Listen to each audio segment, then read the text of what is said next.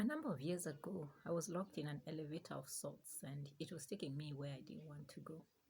I'd been invited to speak at a major women's conference, but couldn't help wondering why God even had me there, especially since He and I were in the middle of an intense power struggle. Bottom line, I was pregnant and I didn't want to be pregnant. John and I were finished having children, and it seemed to me that the Lord sought to be well aware of that fact. We already had a daughter, Jessie, and a son, Benjamin. With one child of each flavor, we were balanced, content, comfortable. It was us four and no more. And we loved it that way. We loved our ministry. Life was working out very nicely. Then, out of the blue, I turned up pregnant. How could it be? Well, I knew how it could be, but it shouldn't have been. We'd taken all the precautions. Somehow, this baby was conceived in spite of the foolproof birth control method we'd used for the last 17 years. I guess we didn't have as much control as I thought we had. Life has a knack for teaching us that control is really an illusion. At the time, my emotions resembled a toast salad, a wedge of guilt here, a slice or two of anger there, with some self pity sprinkled over the top for spice. Guilt, because I had friends who wanted so very much to get pregnant and couldn't. And here I was, upset and bitter that the little test stick had turned blue. Anger because my agenda had been interrupted and rearranged. Self pity because I was sick all day, every day through most of the pregnancy. One morning during the conference, I had some time off the platform. So I ordered breakfast in my room, read in the Gospel of John, and journaled my thoughts, feeling I can assure you God got an earful. But then, after I vented, it was his turn.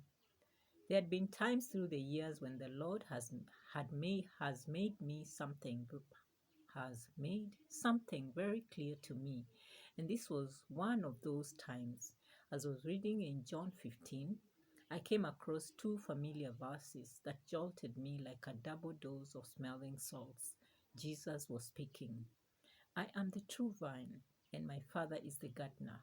He cuts off every branch in me that bears no fruit, while every branch that does bear fruit, he prunes, so that it would even be more fruitful.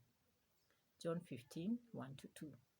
What I sensed God was saying to me as I read those verses was, Pam, you're not being set back, you're being cut back. And in that instant, a picture of three rose bushes in our front yard came to mind. Each summer, the bushes produce huge, yellow, long stemmed roses that fill our home with glorious fragrance. Arranged in a vase on a table, the blooms seem to glow with a golden light of their own. But in the fall, John cuts them back, way back. After his pruning shears do the job, I look at those stumps and think, my goodness, the man is ruthless. Those poor things look decapitated.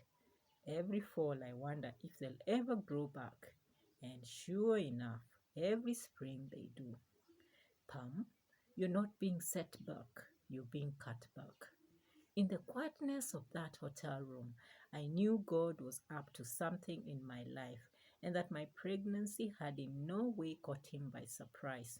For some incomprehensible reasons, this was part of his plan to produce and fragrance, more beauty and fragrance in my life. Ever so reluctantly, I waved my little white flag. Okay, Lord, I said, if this is what you ask of me, I'll surrender to your plan. That was no small first step. I wish I could say it had I wish I could say it had been easier for me.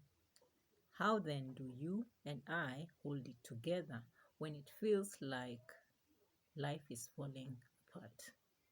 We surrender, but not to fate, to our emotions, not to bitterness. No, we deliberately yield control to the one who holds all things together.